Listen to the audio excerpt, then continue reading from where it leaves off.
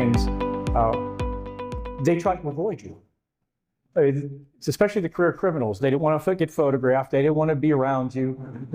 They didn't want you to know what dirt they were doing.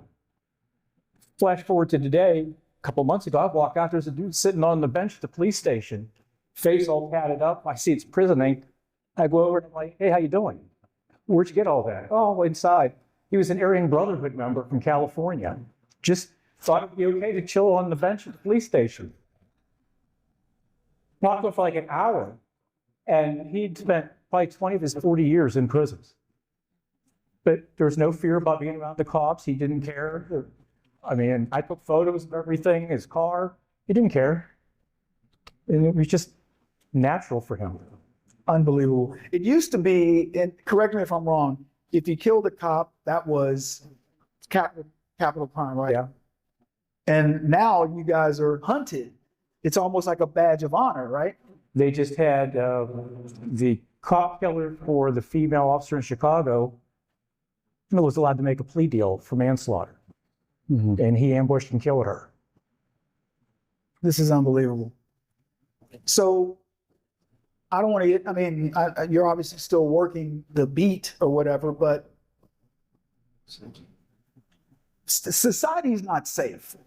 I mean, we've got a border that's being overrun with a lot of bad people coming over. And I know, people want to use the excuse that, America should be free to everybody and all that, but we have some bad guys coming over. Human trafficking, drug dealers, cartel members, things like that. I was at a school, I was telling some folks, I was at a school. In fact, Shaveen was with me. Shaveen and Emily were with me. And in the classroom, you remember this, right? Yeah, well, they had to cartel members. Cartel members in the classroom. And the other thing that was interesting was one of the young ladies, the girl there, the teacher told me she'd be asleep, but don't take offense because she was being sex trafficked.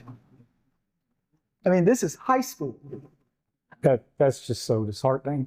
But we see the cartels have infiltrated for years, but it's gotten even worse. So you have something like the Tohono O'odham Reservation that crosses the border. Cartel members have intentionally married into the tribe, so now they have tribal status. We're seeing complete takeovers in areas. Pretty soon we're going to have the cartel gun battles already. They've connected in with our local gangs. They're using them for distribution. In the prison gang system, there's a group, the Border Brothers.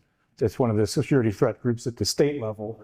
Well, at the ruling table, they now have cartel members sitting in. So there's a direct connect. So aren't you guys feeling rather